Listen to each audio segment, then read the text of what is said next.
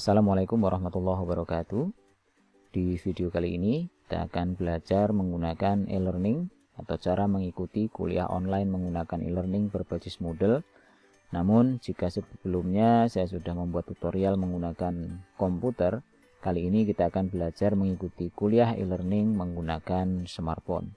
Nah, pertama yang perlu dipersiapkan adalah smartphone kita terkoneksi dengan internet, kemudian kita menggunakan web browser.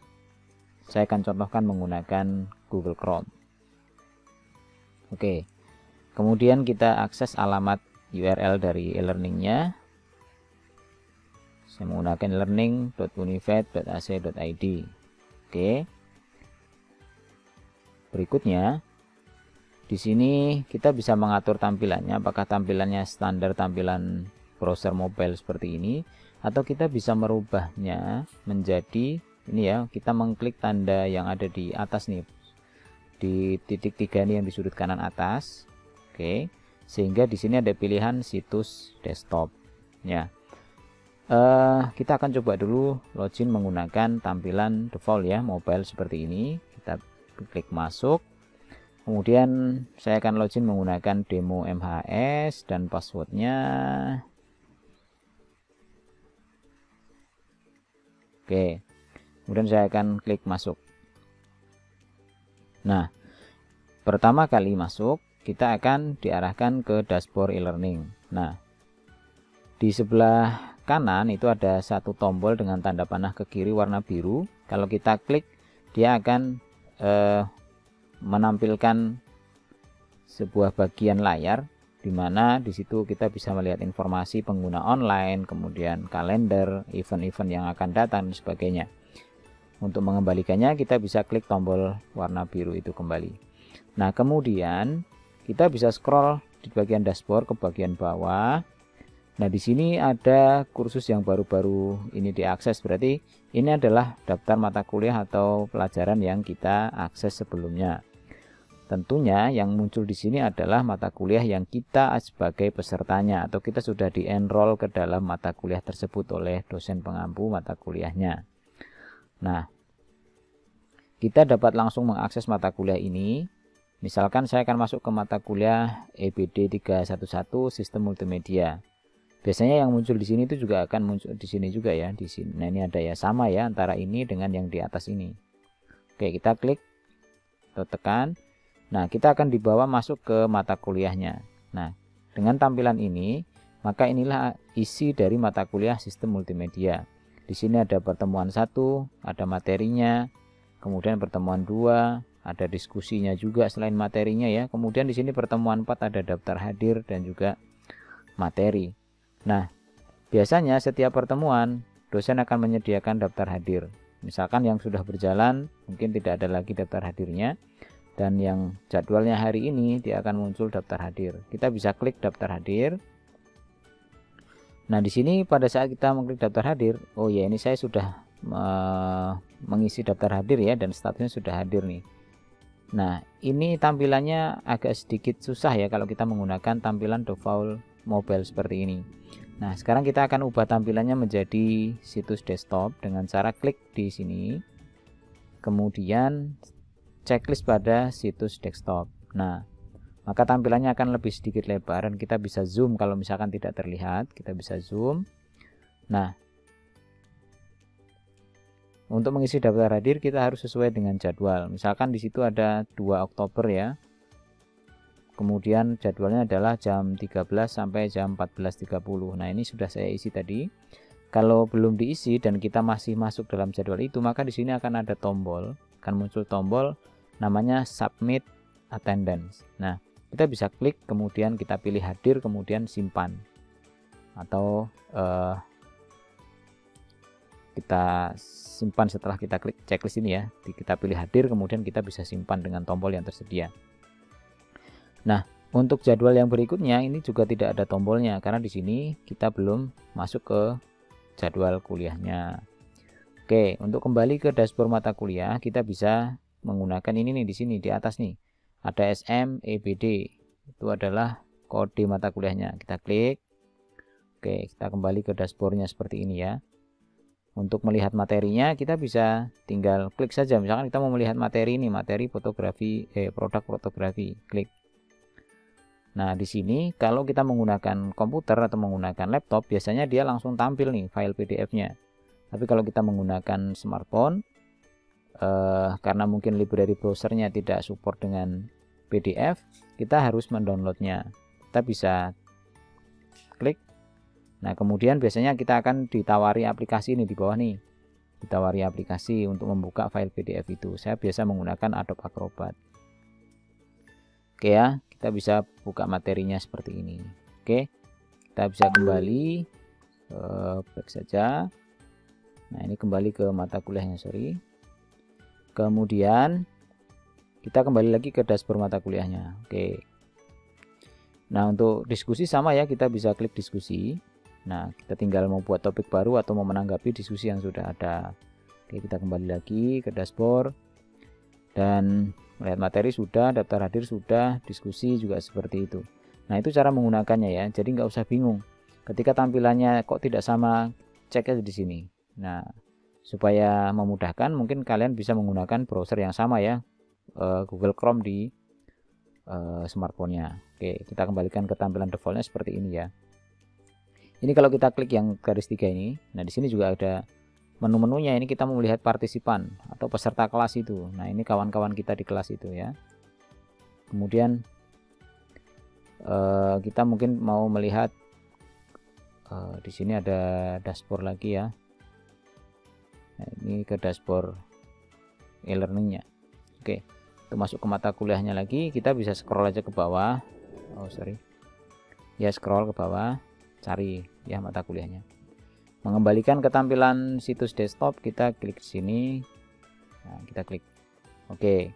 Nah, seperti itu. Jadi nggak usah bingung ya. Oke, untuk keluar atau logout, anggap saja sudah selesai. Kita klik di sini di atas, kemudian pilih logout. Oke, dan kita kembali ke sini. Nah, selain menggunakan browser, kalau LMS atau Learning Management System yang kita gunakan menggunakan Moodle, maka kita bisa install Moodle ya dari Play Store. Kita cari saja Moodle.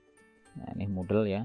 Nah, ini karena saya sudah install, maka di sini tinggal buka saja. Tapi kalau kalian belum install, silahkan diinstal, kemudian dibuka. Oke ya. Nah, beberapa e-learning yang menggunakan Moodle biasanya mengaktifkan API untuk connect ke aplikasi Moodle ini. Jadi kita harus masukkan alamat e-learningnya, https://2 kali gitu ya, e-learning kita menggunakan e-learning unified ya .ac.id. Oke, jangan sampai salah. Kemudian kita tinggal klik ini tanda panah untuk melanjutkan. Jika koneksinya berhasil, maka kita langsung disuguhi form login ya. Nama pengguna kita bisa masukkan demo MHS tadi contoh. Ya, tentu ini sesuai dengan username kalian masing-masing ya.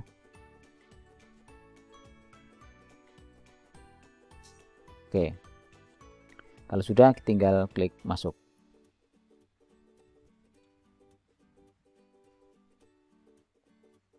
Oke, dan kita sudah berhasil masuk nih. Kita tunggu proses loadingnya untuk menampilkan mata kuliahnya.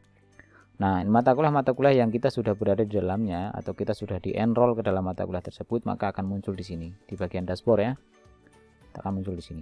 Nah, seperti tadi mata kuliah sistem multimedia. Atau kita mungkin mau masuk ke mata kuliah yang lain, aplikasi komputer misalkan. Saya sudah di-enroll juga ke sini. Ya, selain itu juga muncul di bagian bawah ya. Nah, ini untuk melihat pesan-pesan di bagian ini. Untuk melihat pesan ya. Nah, ini ada misalkan kita dapat pesan nanti muncul di sini. Kemudian ini untuk notifikasi, pemberitahuan ya. Ini untuk kalender ya. Gitu. Oke. Kalender ini adalah ada tanda-tanda, ada event-event di area yang di titik-titik gitu ya. Oke. Kita kembali ke dashboard, Ada notifikasi. Kemudian kita coba masuk ke mata kuliah aplikasi komputer, kita klik. Nah, setelah masuk di sini, nah di sini ada biasanya yang muncul adalah pertemuan yang sedang aktif atau di minggu ini gitu. Tapi kita bisa juga mundur melihat pertemuan sebelumnya ya. Kita lihat pertemuan sebelumnya, di bagian bawah itu ada tanda panah ke kiri ya, ada tulisan pertemuan 2.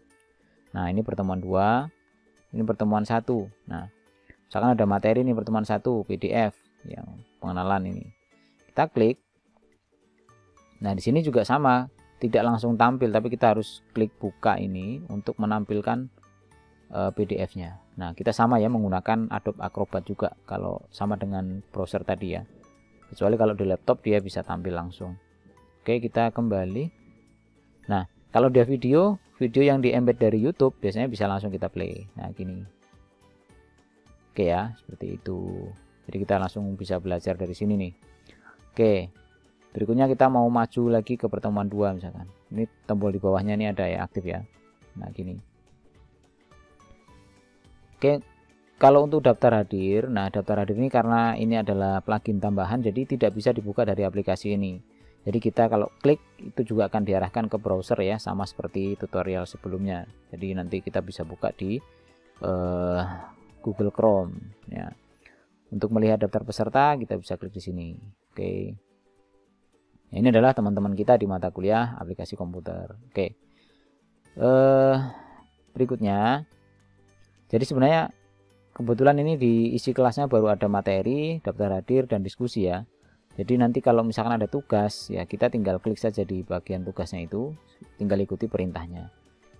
Kemudian kalau ada kuis juga sama. Kuis itu biasanya digunakan untuk soal-soal, ada pilihan ganda, ada pencocokan, ada benar salah dan sebagainya ya. Banyak tipe soal yang bisa dibuat oleh pengajar sehingga kita bisa mengerjakannya dari aplikasi ini atau dari browser yang sebelumnya sudah saya ajarkan. Oke. Ini coba nih saya akan melihat materi ini ya, manajemen file. Klik. Nah, ini kan harus dibuka dan kita akan milih aplikasinya. Saya akan menggunakan Acrobat atau Adobe Acrobat. Saya suka aplikasi ini karena nggak ada iklannya ya. Oke, ini bisa pelajari materinya gini. Oke, kita kembali lagi. Nah